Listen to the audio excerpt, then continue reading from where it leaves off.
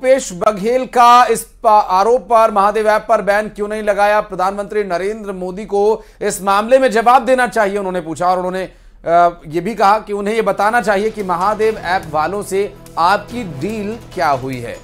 सौरभ चंद्राकर के खिलाफ lookout circular जारी होने के बाद गिरफ्तारी क्यों नहीं हुई, ये सवाल उठाए जा रहे हैं, क्योंकि उनके ऊपर भी महादेव ऐप को लेकर आरोप मढ़े गए। उसके बाद मुख्यमंत्री भूपेश बघेल की तरफ से सवाल की कार्रवाई आखिर क्यों नहीं कर रहे हैं, गिरफ्तारी क्यों नहीं हुई है। सौरभ चंद्राकर के नाम का भी जिक्र, लुकआउट सर्कुलर जारी हुआ लेकिन गिरफ्तारी नहीं हुई।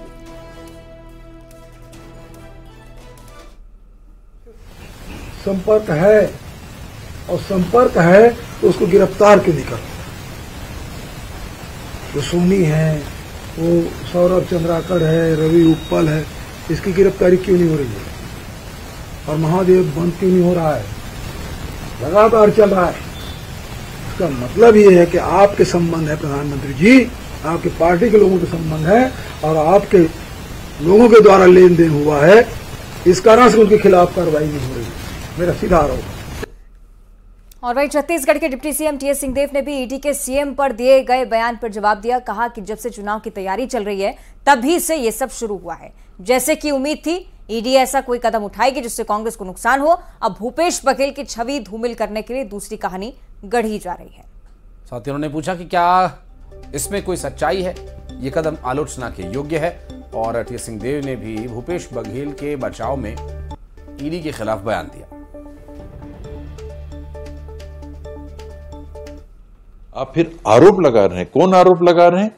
देश के प्रधानमंत्री, देश के गृह मंत्री, सरकार में बैठे हुए लोग, ईडी के माध्यम से आरोप। आप तथ्य पेश करिए ना और कार्रवाई करिए। कहां तथ्य है? हम लोग पूरी तरीके इस मामले में भूपेश भाई के साथ हैं। जब आरोप बेबुनियाद हैं, आप किसी के चरित्र हनन करने के प्रयास में चुनाव के पहले ये षड्यंत्र कर रहे हैं, ये निंदनीय। तो वहीं पूर्व सीएम रमन सिंह ने कहा कि जो सुबह प्रमोद में थे, शाम को असीम भ्रष्टाचार में संलिप्त सिद्ध हुए। भ्रष्ट दाऊ ने सोचा कि छत्तीसगढ़ में पैसे के दम पर चुनाव लड़ लेंगे, लेकिन वो भूल गए कि भ्रष्टाचारी को किसी पद पर रहने का कोई अधिकार नहीं। प्रमाणित दस्तावेज प्रस्तुत कर दिया ईडी ने, अब बचा ही क्या?